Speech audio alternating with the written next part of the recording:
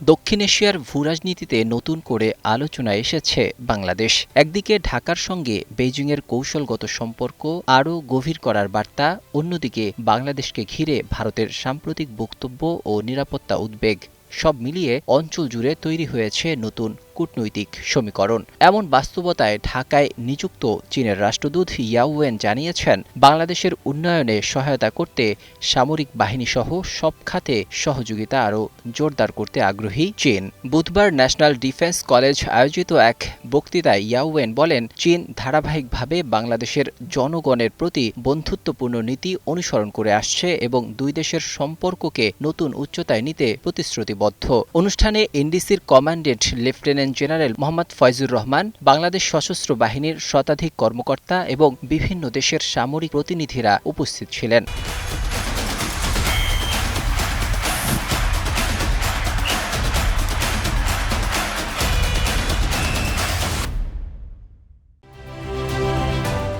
রাষ্ট্রদূত বলেন, প্রধানমন্ত্রী তারেক রহমানের সাম্প্রতিক চীন সফর অত্যন্ত ফলপ্রসূ হয়েছে। এ সফরে দুই দেশ চীন বাংলাদেশ সম্পর্ককে কম্প্রিহেন্সিভ স্ট্র্যাটেজিক কোঅপারেটিভ পার্টনারশিপে উন্নীত করার বিষয়ে একমত হয়েছে। তার ভাষায়, অভিন্ন ভবিষ্যতের ভিত্তিতে দুই দেশের সহযোগিতা আরও বিস্তৃত হবে। ইয়াওয়েন দাবি করেন, চীনের পররাষ্ট্র ও প্রতিরক্ষা নীতির ভিত্তি শান্তিপূর্ণ উন্নয়ন, আধিপত্য বিস্তার বা অন্য দেশের উপর প্রভাব খাটানো বেইজিংয়ের নীতির অংশ নয়। তিনি global development initiative, global security initiative এবং গ্লোবাল সিভিলাইজেশন ইনিশিয়েটিভ বাস্তবায়নে বাংলাদেশের সঙ্গে ঘনিষ্ঠভাবে কাজ করার আগ্রহ পুনর্ব্যক্ত করেন।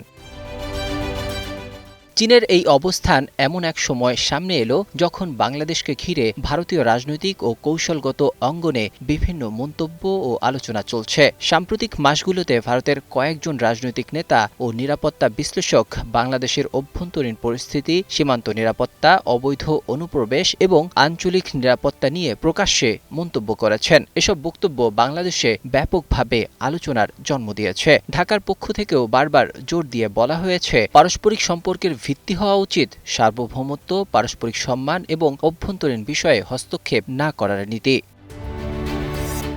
বিশ্লেষকদের মতে, বাংলাদেশ বর্তমানে এমন একটি অবস্থানে রয়েছে যেখানে চীন, ভারত, যুক্তরাষ্ট্রসহ বিভিন্ন শক্তিধর দেশের কৌশলগত আগ্রহ ক্রমেই বাড়ছে। ফলে ঢাকার সঙ্গে বেইজিংয়ের প্রতিরক্ষা ও অর্থনৈতিক সহযোগিতা সম্প্রসারণের বার্তা দিল্লি নিবিড়ভাবে পর্যবেক্ষণ করবে। তবে বাংলাদেশ দীর্ঘদিন ধরেই সবার সঙ্গে বন্ধুত্ব, কারো সঙ্গে বৈরিতা নয়, এই পররাষ্ট্রনীতির আলোকে ভারসাম্যপূর্ণ কূটনীতি অনুসরণ করে আসছে।